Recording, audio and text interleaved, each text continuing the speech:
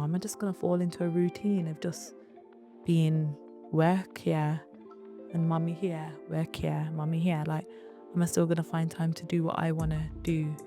Like, be who I want to be, explore the things I want to explore. Like, where does my identity fit into all of these? You've got a child now. And I'm like, yeah, no. Who do you think I'm doing this for? Like, do you know what I mean? But I do have to also be here because you have to remember, like, I'm still a co-founder of a business. People expect me to be places, do you know what I mean? And you have to meet yourself halfway. You gotta black out the noise, man. Honestly, because you'll get so much noise that go where you're appreciated. You have to be around people that are gonna empower you to be the best version of yourself. Absolutely. And align to the dreams that you want to make happen. Like, you're actually that girl. Love real women stories that help you grow? Hit subscribe and follow, and let's level up together. Now back to the episode. Welcome, I'm Paula Oyincourt, and this is the Paula Oyincourt Show, where our mission is to inspire women like you to become the best version of yourself at whatever stage of life you're at. Today, I'm super happy to be joined by the incredible Shannie Mears. She's the co-founder of The Elephant Room, and she has consulted with major brands such as Puma and Chivas Regal. She's also a Forbes 30 Under 30 alumni. And to be honest, if that's not whet your appetite, then I don't know what will. So, Shannie, I'm going to get you to pick a card, just as a little bit of an icebreaker. My cards are falling all over the place. Any card? Yeah, pick a card, any card. How do you feel about the concept of having it all? Oh, I like that question. Yeah, so do I. Question, but you know what? I do believe that you can have it all. I just don't think you can have it all at the same time. And I think that you have to be okay with that. And I've recently become more accepting of the word rhythm rather than balance, because I think balance means that you've got it all on like the sort of same scale, same kind of vibe. And to be honest, it's just not true. Well, not in my case anyway. So I think rhythm is better, like, whatever works for you, and like finding that sort of that beat, that pattern, like how that works. And I think having it all, again, that means a lot of different things to a lot of different people. But for me, if I'm going to think about the concept of having it all, I definitely believe I can do that, but I don't think I'll be able to do it all at the same time. And that's okay. it really is okay. Yeah. And I do agree with that. I think for me, having kids was the realization that you can have it all, but maybe not all at once. Yeah. So I don't Absolutely. know if that's, well, I'm guessing it is the same for Yeah, you. But yeah. So I'm like, absolutely. Yeah, like they will pattern you real quick, like, and let you know, what do you mean? Your time, it's my time. it's so true. Yeah. So I think, the concept does, but we can, like, and I think that's a conversation that comes up a lot, which is really funny for women and never really for men, if you think about it. And I think of course that concept exists for us as well as them, because again, we have children and we're often the matriarch of the household, etc.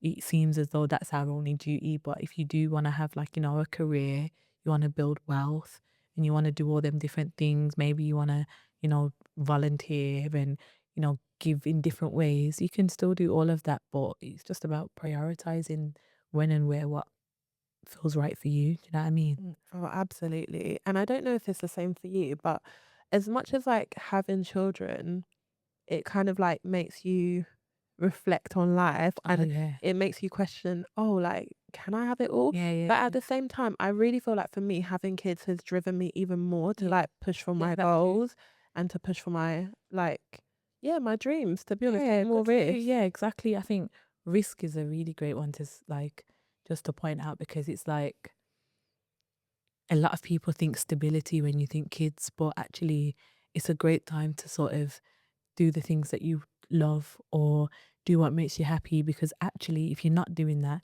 you probably won't be your best self for them anyway, and you want to be that. And I think you want to also show them the example of, doing what you love or doing what feels right. And definitely for me, like, I'm quite I like to think I'm an intentional person, but I've definitely become a lot more intentional since having my little boy. And I think one of those things is 6-7 months ago, I started volunteering at a charity in like the sort of marketing, brand partnerships, helping them scale, etc. And that was so intentional for me because I'm just like, I do all this work, I know all these people, I have all these contacts, I have all these relationships, and it's like that's amazing for me. But what does that mean for the wider societal impact? And I think being able to work with this charity, grow, have impact in different ways is just like, yeah, sick. Like, do you know what I mean? You still feel like you're doing something, and that's been like really nice for me. So that is definitely something I've realized for sure. For real. I love that though. And I think because of the fact that you're like reflecting on being a mother, like what impact do I want to leave in this world? That's something that I've really thought about a lot since having children. Not like I never thought about it before, but I think it just made me think about it in a different way and Yeah, really, definitely. like even what kind of example do I want to be to my children? That's definitely Yeah, what kind of lessons do you want to teach them? Like, what kind of character do you want them to have? And yeah, 100%. And it's funny because, I mean, it's not that I never thought I'd have children. I did, but I never thought I'd have children like now. yeah. But like, I always would think about them things like, oh, I wonder what kind of mum I'd be, or oh, I wonder what I'd teach my son or my daughter or whatever. And now that I actually now have a son and he's here in real life and I see him going through life, like obviously he's small, but I'm like, you know what? Yeah, what are the lessons I want to teach you? Like, what are like the examples of life I want to show you? Like, what are the things I want to expose you to? And like, and it makes a decision across everything, like the area I live in, to the food he's eating, to the shows I put on my TV. Like, everyone who knows me knows I love an action thriller. Yeah. And I don't even watch those in front of him, or I wouldn't even put it on in the background if he's sleep, like, because I'm so conscious of like what he's taking in. And I just didn't think I'd be that type of person, but actually it's like it's them really small things that you find you change, and like, oh wow, I really care. Yeah, it's so true because you want to protect them. And you want to protect their innocence because I feel like children nowadays are exposed to so much. Like That's they've it. got access to so much. Yeah. And it's like, I just really want to protect that innocence. Yeah. And I For as also long as feel like, possible. exactly. I don't know if it's the same with you, but I feel like I'm also learning things from my kids. Oh, Like with my daughter, Yeah. I feel like my daughter's kind of similar to your son in the sense that she does not care. Yeah. Like she will do what she wants. Yeah. She will go where His she wants. house. Yeah, pretty much. Yeah. And I just feel like sometimes maybe I could take a bit more of that Yeah, attitude and definitely. just go for what I want, Yeah. you know? I think the thing about him is just like he's just so happy. Like that, that warmth. And I always say it to him. I say it to, not to him, but I say it to my family. If you are not feeling good, phone me and I'll put you on FaceTime, and I promise you the oxytocin that you will get from this little boy is so insane. Like, Love it. it's incredible. Like, and I'm just like, wow, like he's just so happy, and I just love that for him. And I try and take that on myself. It's just like, you know what, Shan, you have to smile. Like, it's okay. Like it's okay. Like everything's gonna be okay. And patience. I am a very impatient, quite impulsive person, but boy, has that boy taught me patience. Like, wow, I can't even describe, like, from the pregnancy to the birth to now, he has taught me patience at a next level. And he's just so curious and inquisitive, and like he kind of reminds me of me in some way. Like, I can tell he's gonna question everything. I can tell he's gonna be quite bold in like his decisions already, and he's literally 14 months. Like, do you know what I They mean? have a lot of personality at that Crazy, age. It's crazy, and I just see him like, even when he goes up to other kids, like literally half his size, like they'll tower over him, and he'll be like, and I'm like, mate, They don't care. yeah, like you're so small, please. But he just doesn't care. Like, he's like, if that person's gonna be my friend, I'm gonna put love myself forth. that. And I love that for him. I I really do. do. Let's talk about your pregnancy and stuff because obviously we've actually been having quite a long conversation about this. But Yeah. what was your pregnancy experience? So torture in one word, if I had to describe it. Like now, I had something called HG, and I want to say the word. It's hypergravidarum. Maybe I think that's what it's called, but it's something that it kind of, I think it hits like something like 15% of women or something like that. It's not a high number, but and it just basically means that you have extreme sickness. And my sickness I found out I was pregnant at 5 weeks, so quite early. Yeah. And they say the first 3 months of pregnancy, that's where you kind of experience the most sickness, the most like, you know, it's probably the most delicate time as well. And I remember I was living in Amsterdam at the time, and I'd just come back from South Africa, and I found out prior to going to South Africa that I was pregnant. I came back and I was now 7 weeks pregnant. Oh my word, 7 weeks on the dot, morning sickness came. Jeez. And I promise you, I was probably six times that day. That went on until 34 weeks, and that doubled 12 times a day. Jeez. 10 times a day. My throat swollen, in hospital on drips. Oh my God. It was insane, passing out,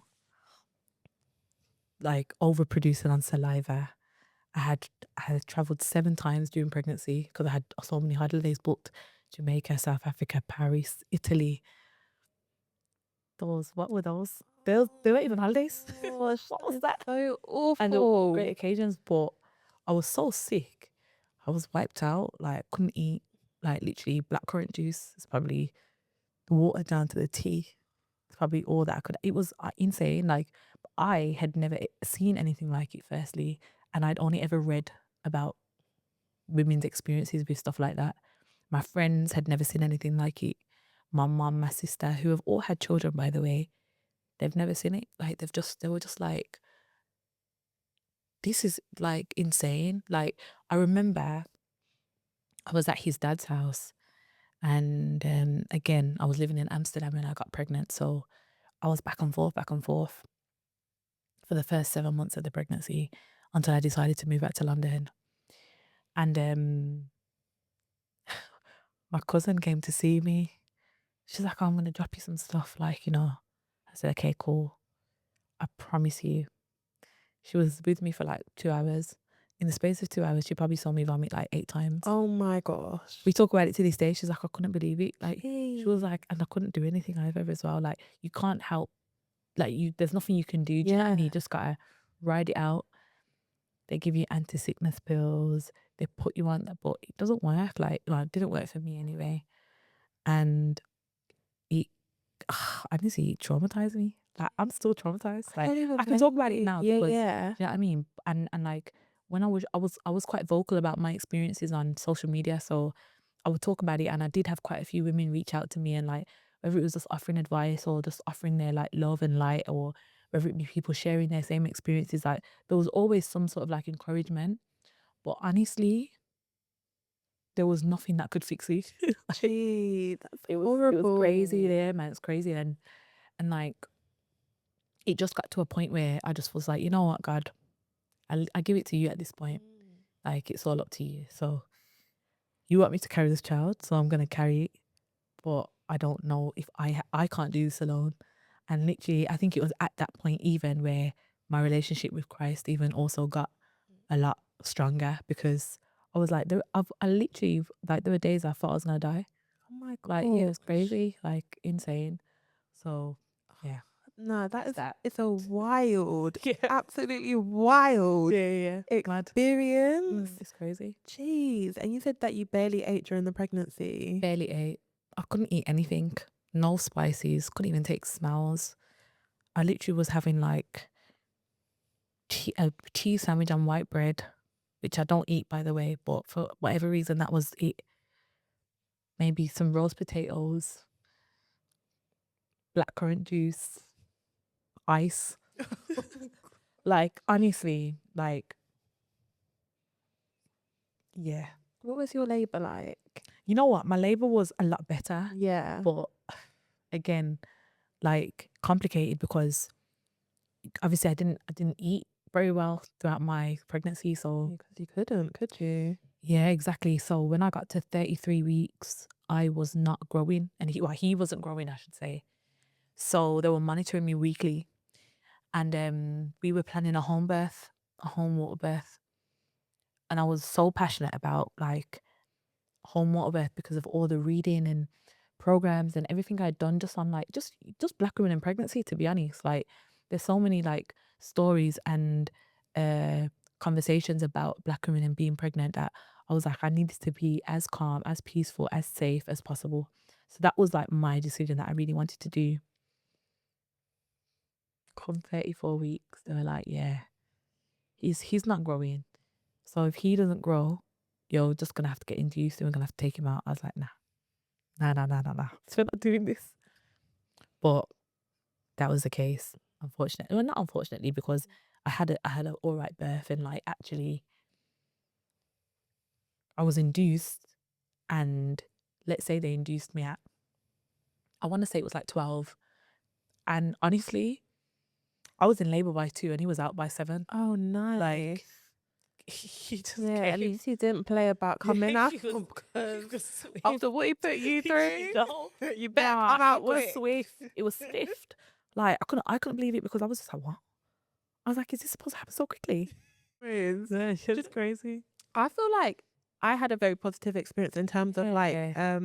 the NHS as well. Yeah. I'll give it to them Yeah. because I mean I don't know, like where I live, I don't know if it's different in the sense Yeah, like areas like or I mean obviously the hospitals are all busy, but for me it was quite positive because I ended up having a couple aunties that were my midwives as well. Like, and actually with my son, I knew the midwife because she's like our family friend. With my daughter, I still got a couple aunties too, so they were really like watching my back. Like they were so good. And my daughter's one was super fast. Like by the time I got to the hospital, I was already 6 centimeters. Oh wow. Yeah, and actually in the Run, car, ready, let's go. in the car, I was like, I had that moment where I was like, I don't think I can do this. Like, I didn't tell my mum because I was a hard nut. I didn't tell her, but I was like, oh, I don't know if I could do this. Then I got into the hospital, and with my son, when I got to the hospital, I was 3 centimeters.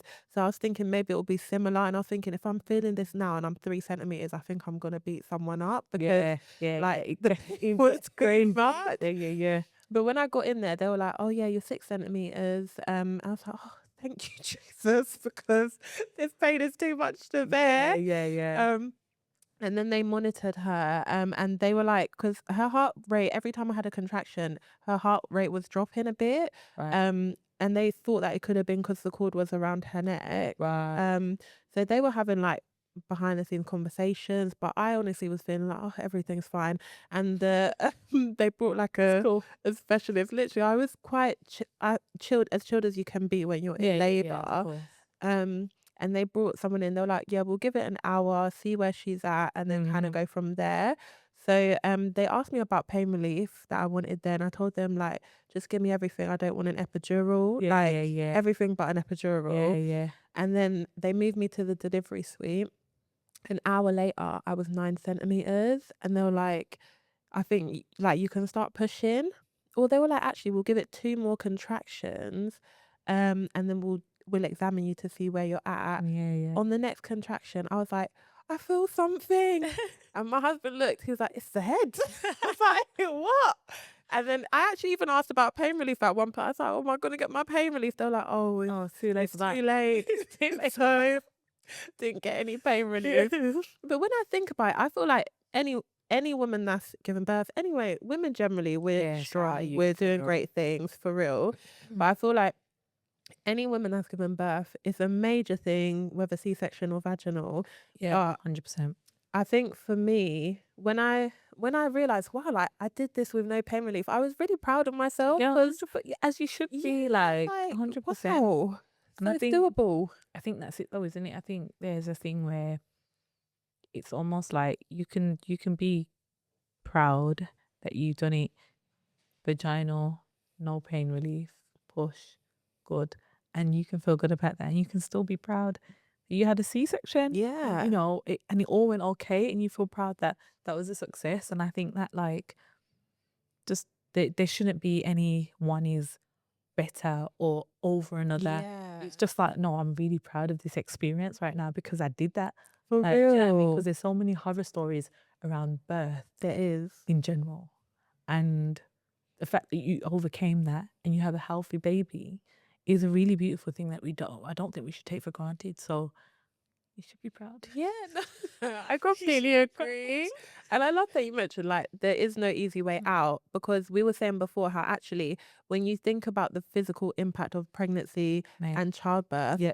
your body is actually going through trauma, carrying that child, So much trauma. giving birth to it. Your organs are squashed up inside of you. Going through it. Like, I Literally. think I read it somewhere and I can't remember where now, but I might have just seen it on Instagram, because one thing about that, when I was pregnant, my socials, my algorithm just completely changed to this pregnancy. It does, doesn't it? Pregnant. So that's all I do now is just read literally that and Christian TikToks. But it's like,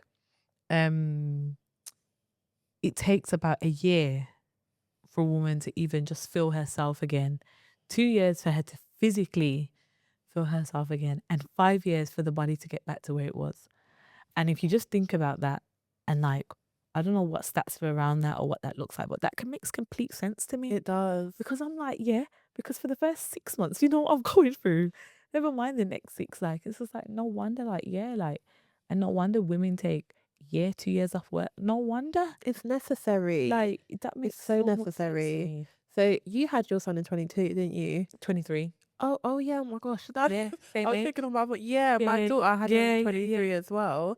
And I would say I started feeling a bit more normal in 2024. Yeah. Yeah. Yeah. Like you, and I That's don't me even later, realize, 2024 as well. yeah, for real. Yeah. I don't think you realize, because you know when your hormones are changing, your body's going through whatever, you just feel like that's just you. Yeah. Until you like pass that feeling of Yeah. the up and down hormones, Yeah, and then yeah. you actually come back to yourself and you kind of like, wow, like it I was helped really me. going Yeah. through it, you know? Yeah. And you know what as well? I'm still, wow. When I was pregnant, I was quite hormonal in the sense where I was like really like hyper emotional. And I think I'm not like as bad, but I'm definitely like, the other day I was watching, it had to have been something, The Grinch, I think it was. Oh yeah. And I was crying. I was thinking, mate, what is That- happening? Like, why am I crying at The Grinch? And I Mhm. think it was the story. No, honestly, it was the storyline of how he became the Grinch, and it was just so sad. Oh my gosh. No, was it the cartoon one? Yeah. I was watching this the other day and a similar thing, but I always like kind of hide my tears. I don't want any, and literally anything to do with like children. Yeah, I it was literally so sad, break like, down. yeah. Don't even show me any, like, yeah. And that's why I don't watch the news, because I'm like, It's too I much. can't do it. But it was so sad, and I was just like, nah, this is making me teary. What is happening? And I think that hormonal, do you know what I mean? It's still in me. Yes. So No, but do you know what? I Okay. feel that. I get the hormonal thing, but at the same time, it really is sad how he became the Grinch. no, He was literally an orphan in the orphanage, and no one spent Christmas with him. yeah. No presents, just darkness. Yeah, like, And he's he watching would them all be- singing. Yeah. Nah, I'd be a Grinch too, to be honest. That is Yeah, so sad. it was really sad. Sad times.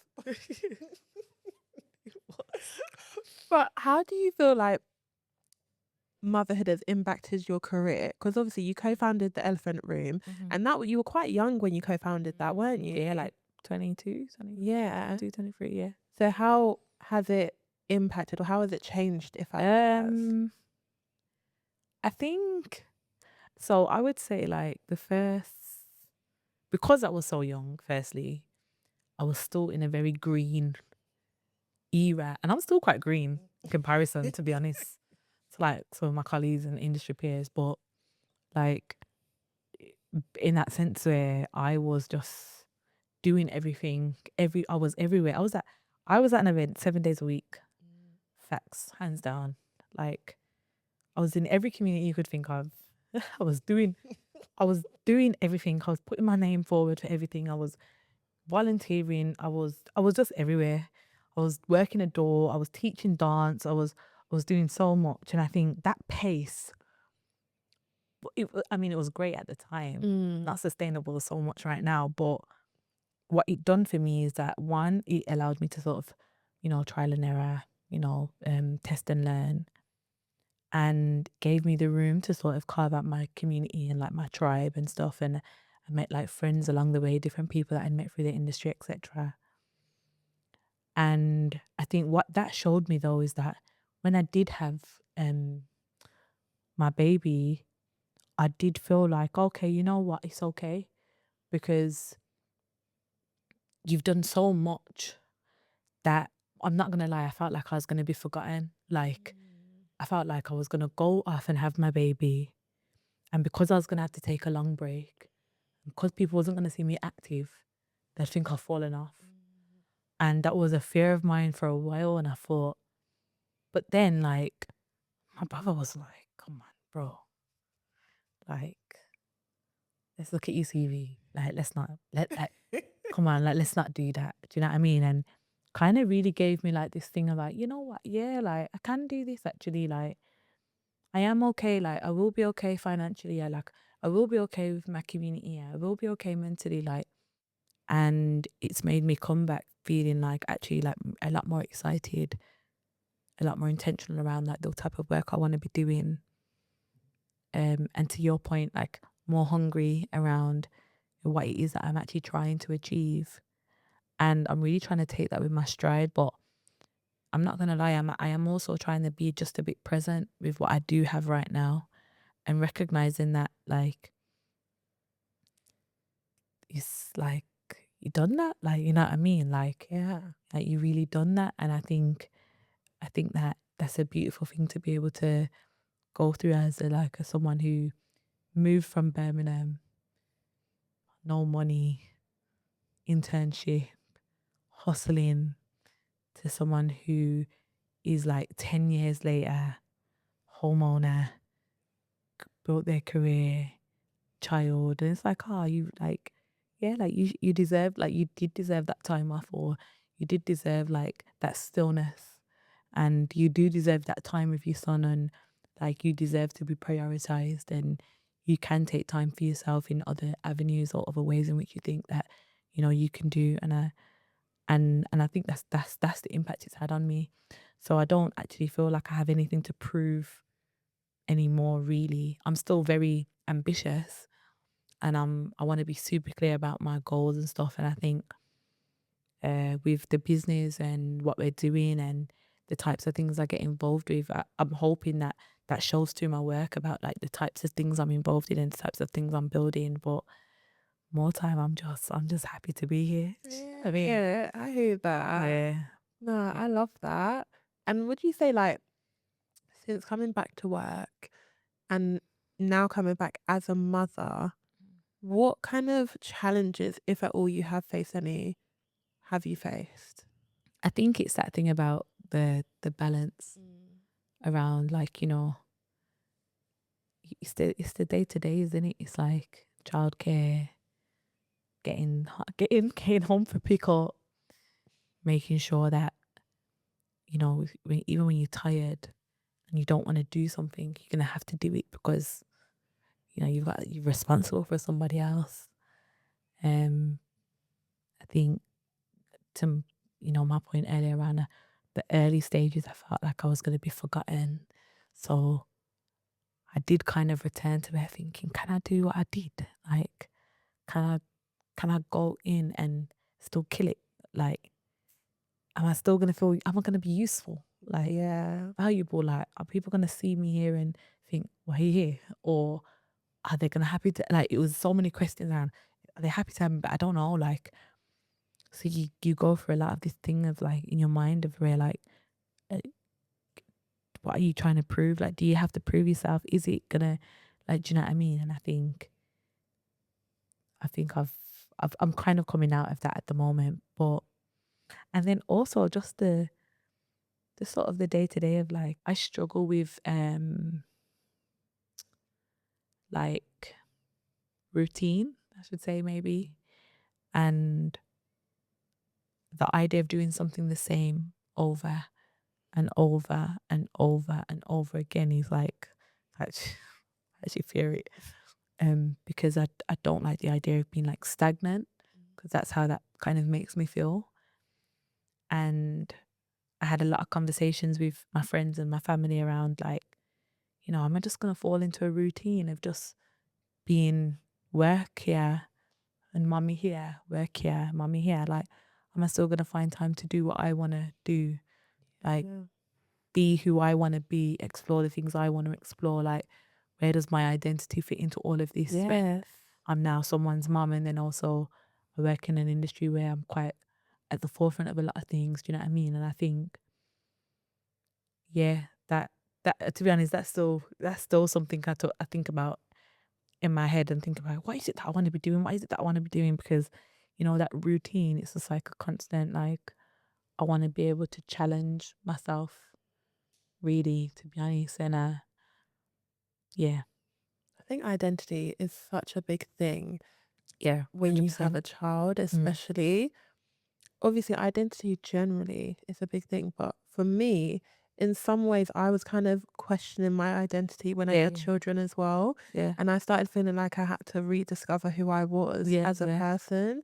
Because I always, prior to having kids, I was that person like, oh, I don't want being a mum to be my whole identity. I don't want like that anything I talk about to be my Yeah. But I've come to accept that like actually becoming a mum is a huge part of your identity, whether you want to accept it or not.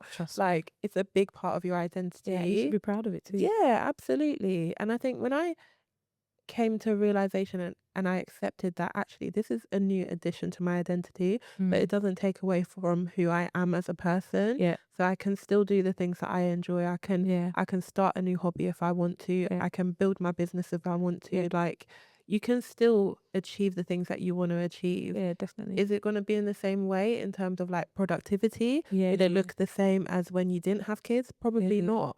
But I think when you come to the realization that life does change, but it doesn't mean that you can't still be yourself or still pursue the things you want to pursue. Yeah, exactly. Then it really helps a lot. Yeah.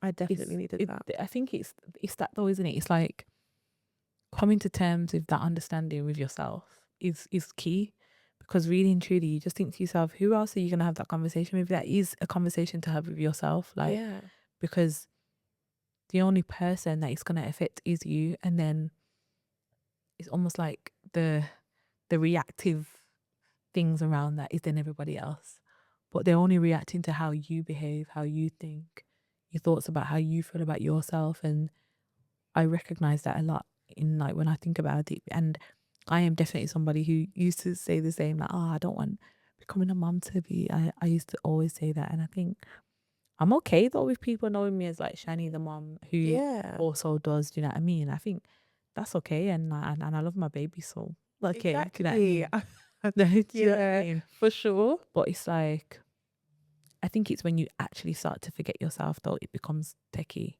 Because I have a friend, and she said to me, she was like, you know what? Honestly, it's like, I don't know you without a child. It's almost like you've just had him and he's just fit into your life and you've just made it work. And it's like, okay, sick. Like you haven't changed. And like, you've still been able to be a friend and you've still been able to show up. And I love that. And I'm just like, thanks. Like, do you know what I mean? I was like, thanks. No, she was like, nah, for real talk. Like, a lot of people, when one thing comes, everything else kind of fades away. And that's not to say that's even a bad thing, but sometimes it isn't always a good thing. Do you know what I mean? And I think for me in particular, I wanted him to fit into my life rather than me create one around him. And obviously changes happen. Obviously, to your point, productivity is different, timing's different, relationships change. All of those things do change, but ultimately you gotta stay you. Do you know what I mean? And I've tried to do that as well as be a mom. Exactly. It's true. I actually think that's how it should be. Yeah. I do feel like when you have children, they should essentially fit into your life. Like you don't need to. Obviously, certain things will change, but it doesn't mean you have to stop everything and give up everything. But again, I mean, I'm speaking from my perspective as somebody who I would say I'm quite an ambitious person. So I wouldn't want to give up my dreams. I actually feel like it's essential for me to pursue my Yeah, dreams, fact. to show my kids that actually you can too. Yeah. So yeah, I really agree with that heavily. Mm. And I don't know if this might be, for me, I think the fact that I've been able to create a life where I don't feel like I've changed as a person in terms of like Mm. who I am, but obviously I've added the identity of becoming a mum, comes from the fact that I really had a period where I got to know myself properly. Yeah. Like even before meeting my husband, I had a period of, actually a long period of singleness, and I also lived by myself for quite a while. Yeah. And I feel like when you live by yourself, or when you do a lot of You think self-reflection, independently, you start to know who you are, what you like, what your beliefs are, all of that. And for me, like when I reflect, I think that's what has helped me. Because when I was younger, I used to be like, yeah, I want to get engaged when I'm 22, have my first baby at 23. Yeah. And now, and I don't think there's anything wrong with having kids much younger, of course. Not at But all. for me, I actually feel like when I had my kids, it was the best time. Great, yeah. Because I had that period of discovery. 100%. Yeah, no, discovery, exploration, it's all important. And like, and this is not even, I'm still discovering who I am Yeah. at my age now, but it 100%, yeah, makes a difference. Like I mentioned before, I moved from Birmingham at like 2021.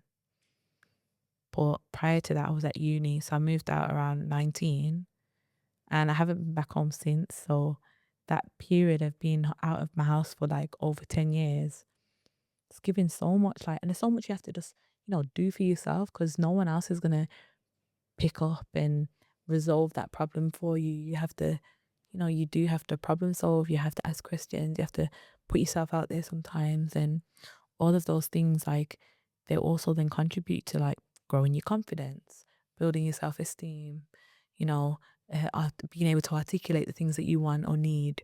And I think that like that all then contributes to you then becoming a parent, because Yeah. again, you use them in different ways, but it's the same, you know what I mean? It's the same thing. And I think for me in particular, I used to say, I don't know how much I am now, but a little bit of a nomad. Like, I've lived in different places. I'm never really in one place for too long, and I like exploring. I know different people from lots of different places, and I really enjoy the idea of like thinking, okay, my life's not going to be in one place. It's going to be in many different places.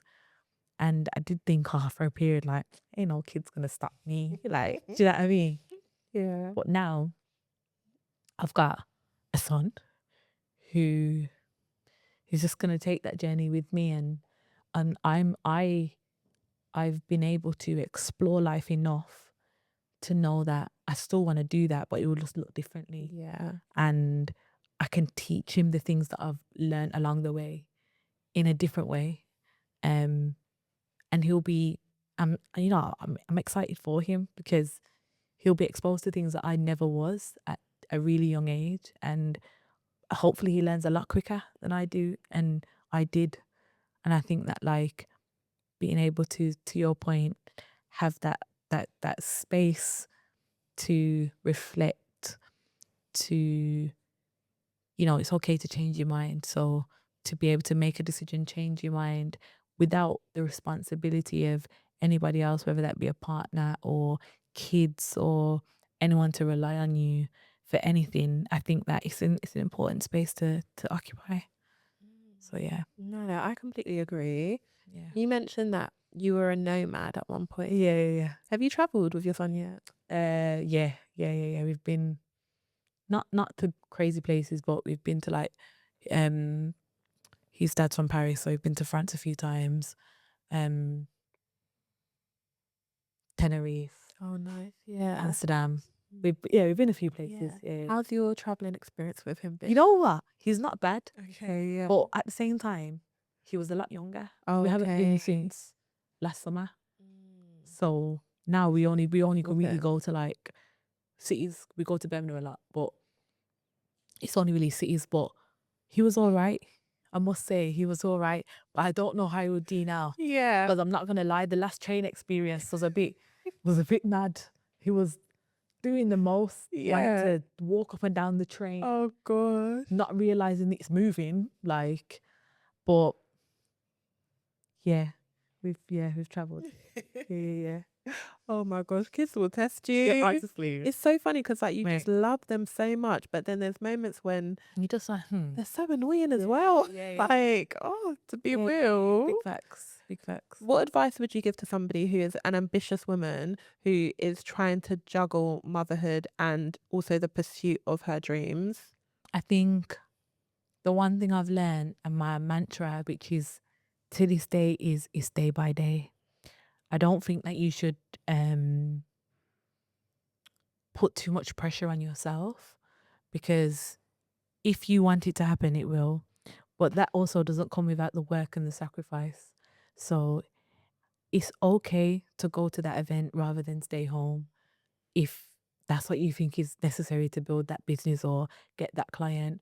But remember that you also have a home. So maybe you might have to leave early and you can meet yourself in the middle. And I think I've had to tell myself a lot, like, the nature of my industry is that a lot of things happen post 6 o'clock and I have to be there sometimes. And sometimes, and not everyone will make me feel bad, but I have had comments like, you've got a child now. You've got a child now. And I'm like, yeah, I know. Who do you think I'm doing this for? Like, do you know what I Honestly. mean? But I do have to also be here because you have to remember, like, I'm still a co-founder of a business. People expect me to be places, do you know what I mean? And you have to meet yourself halfway. And to my point around the commentary, you gotta black out the noise, man. Because you'll Honestly. hear you'll get so much noise that go where you're appreciated, celebrated, empowered, and that that is not even a joke. Like, you have to be around people that are gonna empower you to be the best version of yourself Absolutely. and align to the dreams that you want to make happen.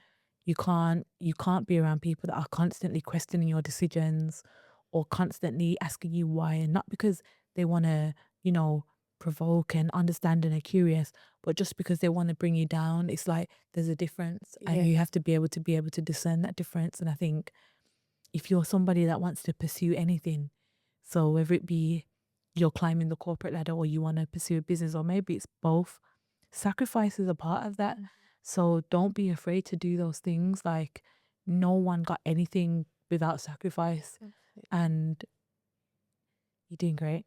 Yeah, you're doing Doing great. amazing. Honestly, like, you're doing great. Some people need to just keep their mouth shut, Yeah, honestly. it's Because weird. some of the comments that like these people make, they do not make it to the men that have recently become fathers. Yeah, It's usually just women, yeah, and it's absolutely wrong. yeah, it's crazy. And I know we don't have a lot of time left, but I did want to quickly touch on narcolepsy as well. Oh yeah. So obviously, you've got narcolepsy. Just Narcoleptic, yeah. quickly share how that's impacted your experience of motherhood. Yeah. What it is as well. Yeah, so if anyone doesn't know what narcolepsy is a sleep disorder that you fall asleep randomly. I have type 2, so I'm fortunate enough to not have it with cataplexy, which is where you suddenly fall and like lose your like nervous system. But for me, narcolepsy's been a journey, still is, to be honest. Something that I'm still accepting as a part of my identity again.